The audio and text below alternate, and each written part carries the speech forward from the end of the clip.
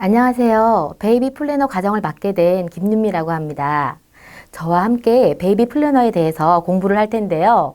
이 베이비 플래너가 왜 탄생되었는지 그 역할과 또 앞으로 베이비 플래너가 나아가야 할 비전에 대해서 알아보도록 하겠습니다. 자, 그럼 지금부터 1강을 시작하겠습니다. 1강에서는요, 베이비 플래너를 이해해 보도록 하겠는데요.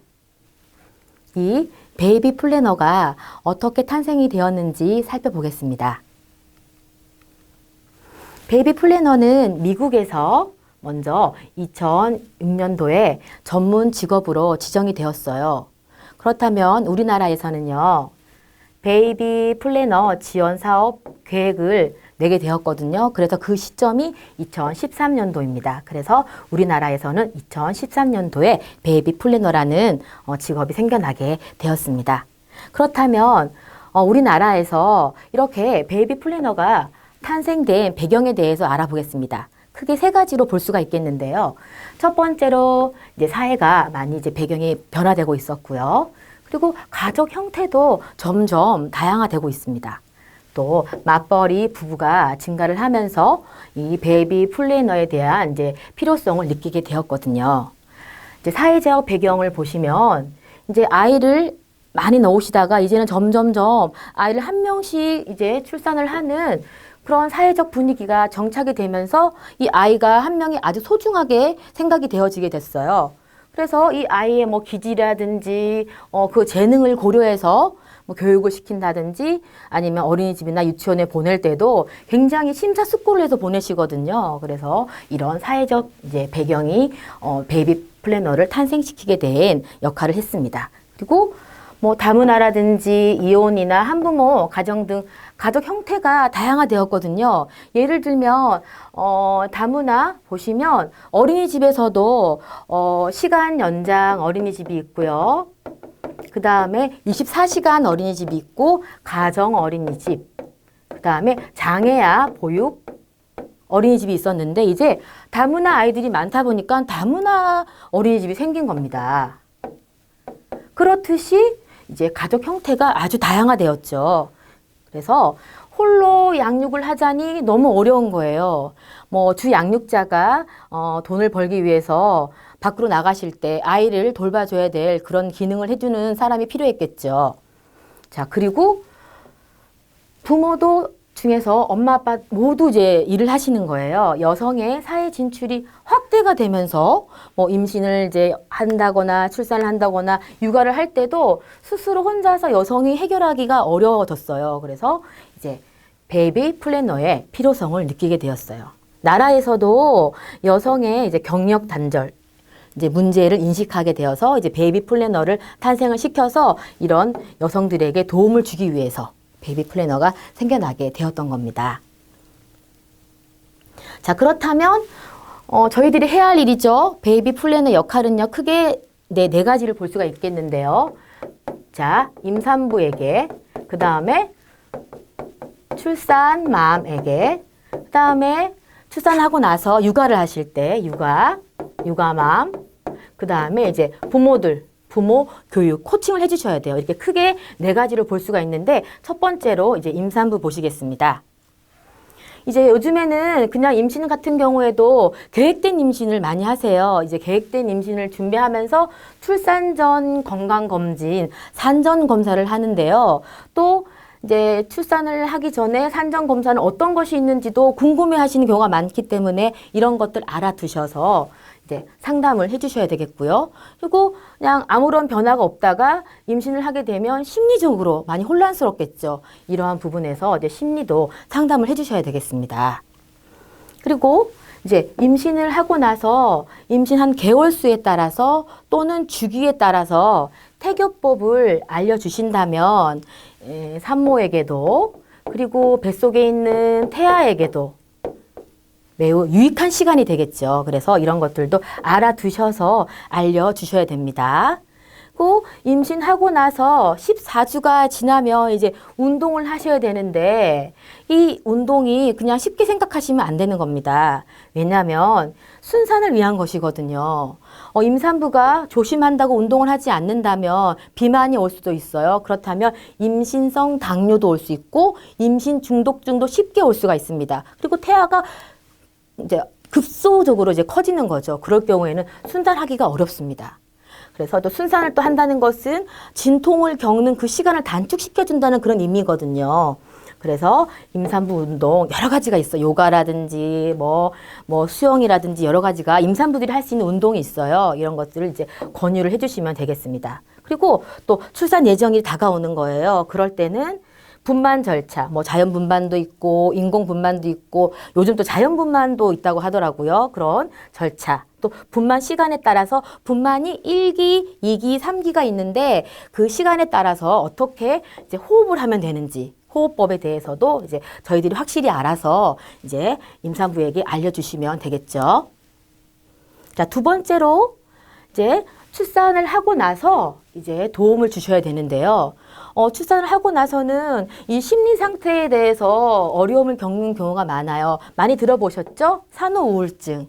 그리고 이제 내 몸속에 있던 이제 아이가 이제 나가면서 허탈감도 느끼시는 경우가 많아요. 저도 이제 산후 우울증을 겪으면서 많이 힘들었던 경우가 있었는데 누군가와 함께 대화를 하고 상담을 하면서 거기 우울증에서 빨리 빠져나오셔야 되거든요. 그래서 저희들이 할 수 있는 역할은요, 이제 상담을 통해서 지원을 해줄 수가 있겠습니다.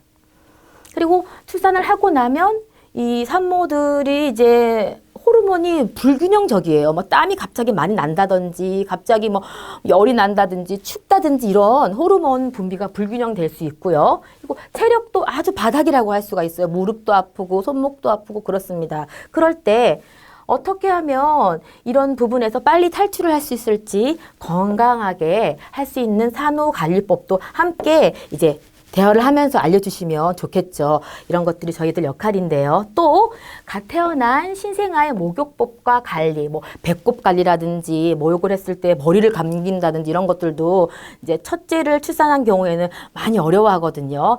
물론 이런 것들이 산후조리원에서 간호사 선생님들한테 배우지만 가정에 돌아와서 처음으로 실수를 하게 될 때 어려움이 있어요. 그럴 때는 이제 도와주셔야 되고 또 다양한 케어 방법에 대해서도 알려주시면 좋겠습니다. 모유 수유 중요합니다. 이 모유 수유라는 것은요, 아이가 태어나 봐야지 알 수가 있어요. 나는 모유 수유를 100% 분유하지 않고 하겠다고 했는데도 젖이 잘 나오지 않아서 모유 수유를 못하는 경우도 있고요. 또 모유도 잘 나오지만 이제 일하시는 경우에는 분유로 해서 혼합 수유를 하는 경우도 있어요. 그런 경우 이제 올바른 자세라든지 또 젖을 뗄 때 이유식으로 넘어갈 때 그때도 도와주셔야 되겠고요. 수유 관리에 대해서 가슴에 우열이 생긴다든지 통증을 느낀다든지 이럴 때는 어떻게 하면 된다는지 그 관리에 대해서 저희들이 숙지를 하셔가지고 이제 출산하신 어머니들께 알려주셔야 되겠죠. 자, 세 번째는 이제 아이를 키우는 육아맘들에게 도움을 줄 수가 있는데요. 신생아들이 이제 성장하고 발달할 때 이제 다리라든지 배라든지 많이 마사지를 해주셔야 돼요. 배 마사지를 많이 해주시면 아이가 변도 쉽게 나올 수 있고 복통을 일으키는 경우가 없거든요. 그래서 이제 베이비 마사지법도 부분별로 숙지를 하셔야 돼요. 머리, 뭐 얼굴, 뭐 가슴, 배 이렇게 숙지를 하셔가지고 알려주시고 또 시범도 보여주셔야 되겠죠. 그리고 젖을 떼고 나서 이제 이유식을 하게 되는데 점진적으로 고형식에 익숙하도록 아기에게 주어지는 이유식이 뭐 초기 이유식 있죠. 중기, 그다음에 이제 후기 이유식이 이제 돌까지 12개월까지 맞춰주셔야 되는데요. 이런 방법에 대해서도 자세하게 숙지를 하셔가지고 알려주셔야 됩니다. 아기가 태어나서 주양육자에게, 주양육자라는 것은 엄마가 될 수도 있고 아빠나 뭐 할머니나 이렇게 친척들도 될 수가 있어요. 주양육자에게 안정된 애착을 느끼게 하며 행복한 아이로 이제 키우는 방법도 이제 알려주시면 좋겠죠. 또 아이가 이제 개월수에 따라서 시기별 발달 놀이법을 알려주셔야 되는데요. 아이는 한 달이 다르거든요. 한 달이 다르고 한 주가 다르기 때문에 어떤 장난감으로 놀아주면 아이가 좋아하는지 어떻게 놀아주면 좋아하는지 그 시기별로 다르기 때문에 이 발달 놀이법을 이제 알아서 알려주시면 매우 도움이 되겠죠. 또 마지막으로 부모 코칭 교육에 대해서 보겠는데요. 부모가 자신의 의사를 잘 전달하고 또 자녀의 생각과 마음을 이해할 수 있도록 이 의사소통, 아이와 대화할 때 어른들과 대화하는 것과 신생아 아니면 영아, 이제 영아라는 것은요, 또 신생아라는 것은 태어나서 1개월 얘기하고 그 다음에 영아, 그 다음에 유아라고 표현을 하죠. 초등학교 취학 전까지 유아라고 표현을 하는데요. 의사소통이 다 다르기 때문에 그 방법에 대해서 알려주시면 좋겠고요. 사랑을 먹고 자라는 아이들이 정서적으로 안정감을 느낄 수 있도록 사랑의 표현 기술도 연습을 하셔야 돼요. 이런 것들도 알려주셔야 됩니다. 또 부모가 부모의 마음가짐과 어떤 육아를 해 나갈지 기준을 세우시고 혼란스러운 경우도 많이 있거든요. 나에게 아이가 없었는데 아이가 태어나면서 갑자기 부모가 되어버렸어요. 그렇다면 아이를 어떻게 훈계하고 아이를 어떻게 키워나갈지 기준을 세우셔야 되거든요. 거기에서 이제 좋은 엄마, 좋은 아빠의 길을 갈 수 있도록 함께 이제 도와주시는 그런 역할을 해야 되겠습니다. 베이비 플래너의 의미에 대해서 알아보겠는데요. 이 베이비 플래너는 저희들이 경험을 했잖아요. 이런 경험을 바탕으로 상담을 전문적으로 해줄 수 있는 전문 상담사라고 할 수가 있겠습니다. 임신, 출산, 육아 전문 상담사로서 가정 방문을 하셔가지고 서비스를 통한 임신, 출산, 육아맘들을 교육하고 자료로 제공하시고 또 지원을 함으로써 출산, 육아에 대한 두려움과 경제적 부담을 완화시켜서 행복한 출산과 건강한 육아를 할 수 있도록 저희들이 도와줘야 됩니다. 그래서 육아 도우미이자 가장 좋은 해결책을 제시해 줄 수 있는 해결사라고 얘기를 할 수가 있겠어요. 자, 그렇다면 베이비 플래너 역할에 대해서는 살펴보았는데 업무 범위가 어디까지인지를 알아보셔야 되는데요. 크게 4가지 똑같이 나눌 수가 있어요. 임신, 출산, 육아, 부모 이렇게 크게 나눌 수가 있겠죠. 자, 임신을 하고 나면 임신 확인서가 나옵니다. 자, 이 임신 확인서를 들고 첫 번째로 태아보험을 들게 되는데요. 이것도 여러 가지 업체가 있기 때문에 이 엄마와 함께 같이 상담을 하셔가지고 태아보험 드시면 되겠고요. 이제 국민행복카드라고 해서 예전에는 고운만 카드라고 불렀거든요. 이제는 행복카드라고 부르는데요. 첫째 때나 둘째 때 고운만 카드를 사용하셨다면 그 다음 출산을 하실 때는 그 고운만 카드를 쓰실 수는 없고요. 국민행복카드로 재발급을 받으셔야 되겠습니다. 이 행복카드는요. 60만 원 정부에서 지원을 해주고 다태아인 경우에는 100만 원까지 이제 지원을 해주는 그런 혜택입니다.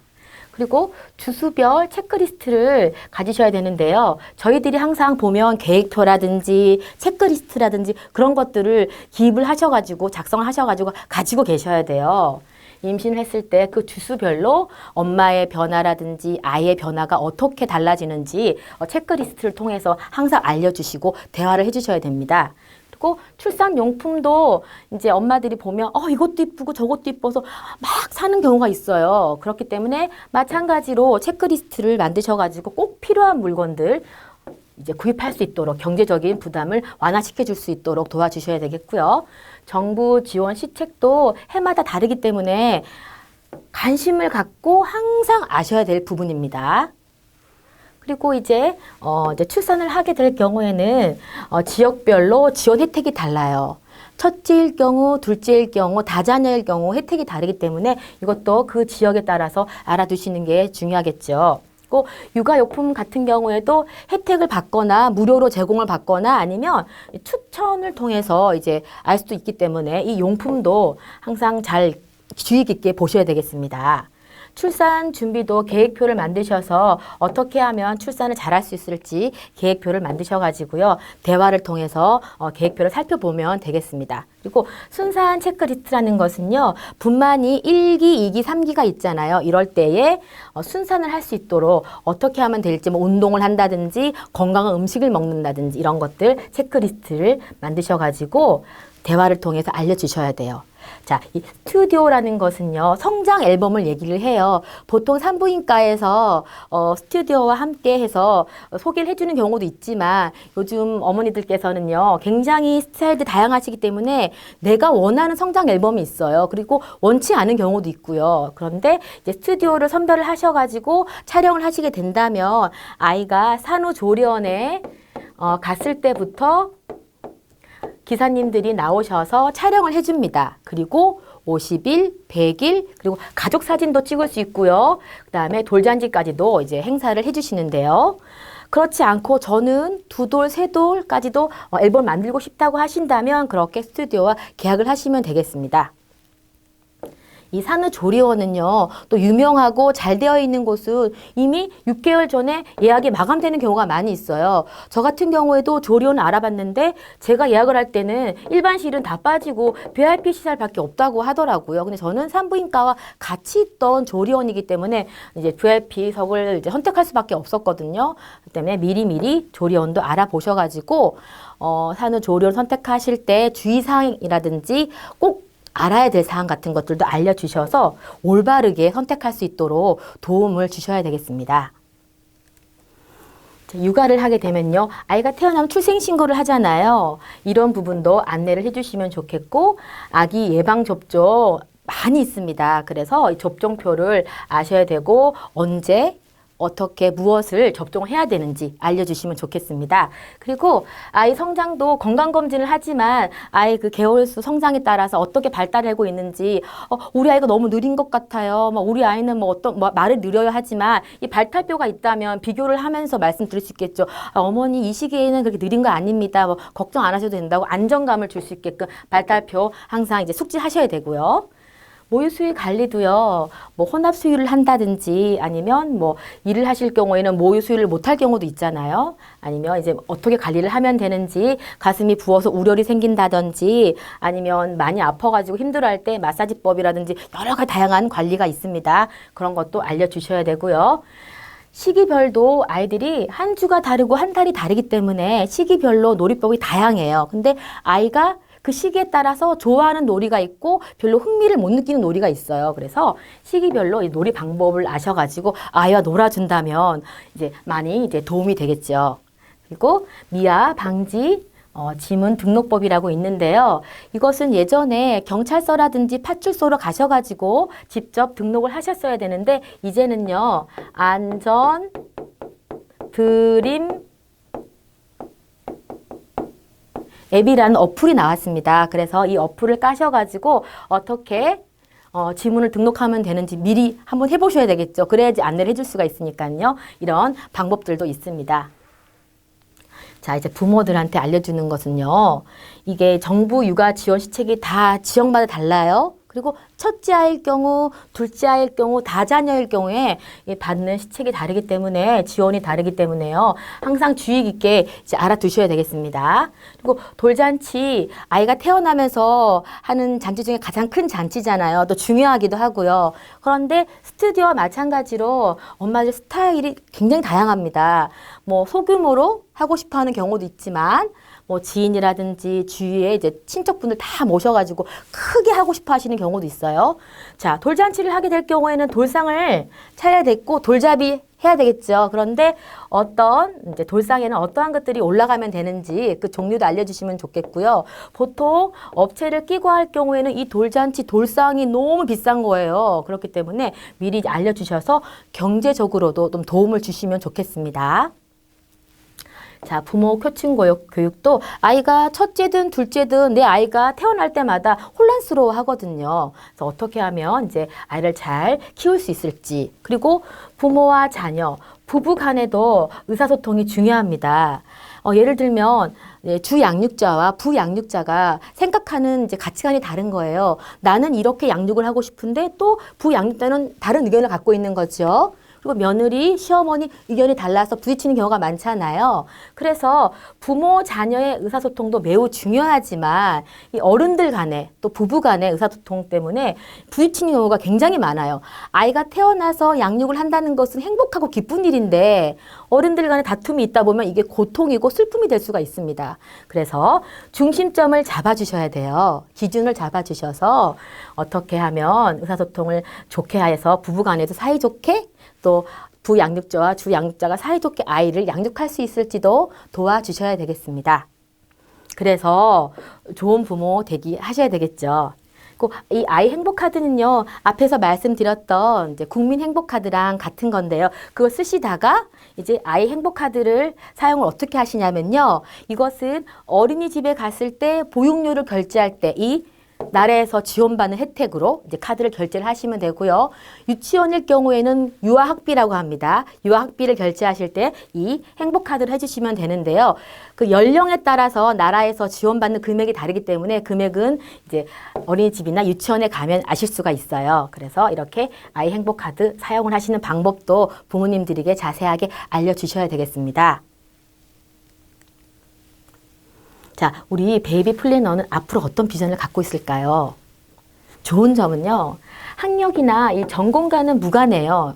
그렇게 자격 취득을 해서 업무를 이제 전개할 수 있기 때문에 진입 장벽이 낮죠. 그래서 그런 점이 이제 장점으로 생각을 하시면 되겠고요. 그리고 뭐 정규직이 되어서 시간에 이제 구애를 받아서 출근하고 퇴근하고 그렇게 하시는 것이 아니고 전문직 프리랜서로서 시간에 크게 구애받지 않고 활동할 수 있다는 것도 큰 장점이 될 수가 있습니다. 또 프리랜서나 이제 부업이나 사업 등 원하는 방향으로 이 운영 규모를 확장할 수도 있어요. 그래서 내가 베이비 플래너로서 활동을 하다 보니까 이런 부분을 확장을 하면 좋겠다. 이런 부분의 운영 규모를 넓히면 좋겠다. 이런 거 느끼실 수가 있어요. 그런 것들을 이제 활용을 할 수가 있습니다. 그리고 임신, 출산, 육아 저희들 다 해봤잖아요. 그런 경험자로서 자신의 노하우를 이제 활용을 할 수가 있는 것이죠. 그래서 이제 베이비 플래너 중에서 이제 해외에서는 어떻게 이제 베이비 플래너가 이제 이루어지고 있는지도 한번 살펴보겠습니다. 미국에서 2006년도에 제일 처음 생겼다고 했잖아요. 자, 그렇다면 프로페셔널 아카데미라고 해서 이것은 2009년에 설립이 되었는데요. 여기에서는 임신, 출산 전문 상담을 해주고 있어요. 그리고 또 마찬가지로 모유 수유 상담을 해주고 있어요. 학부모 코칭을 해서 학부모 코칭이라는 것과 부모 교육 코칭이랑 같은 말이겠죠. 학부모 코칭을 통해서 육아를 어떻게 해야 될지도 알려준다고 하네요. 베이비 플래너 주식회사가 있는데 이곳에는 대학이 있더라고요. 대학이 있습니다. 2007년도에 설립이 되었는데 출산할 때 어떻게 체크리스트를 만들어서 해야 되는지 그런 컨설팅을 해주고요. 마찬가지로 대학이 있어서 이쪽에 관심이 있는 분들은 대학을 가셔가지고 체계적으로 교육을 받으시고 이제 현장으로 이제 발부가 되는 것이죠.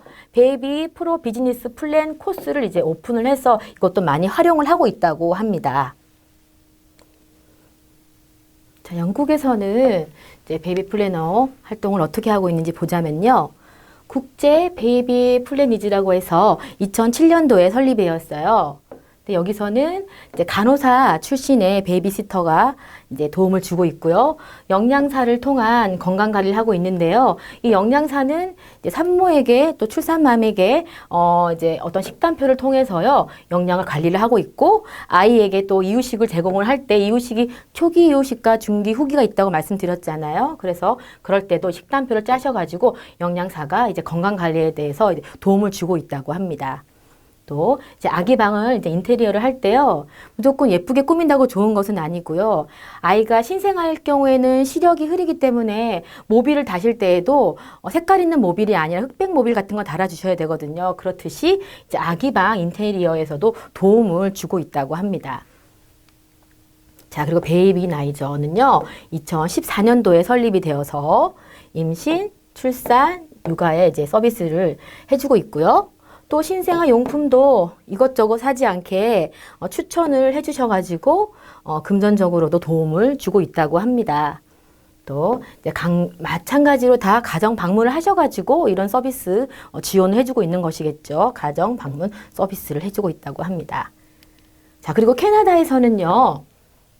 2014년도에 설립이 되었는데요. 출산 컨시어지 서비스를 통해서 이제 출산을 할 때 뭐 순산할 수 있도록 이제 안내를 해준다고 하고요. 또 신생아 용품 마찬가지로 이제 추천을 통해 가지고 이것저것 필요 없는 불필요한 것들을 구입하지 않고 필요한 것들만 구입할 수 있도록 추천을 해주고 있어요.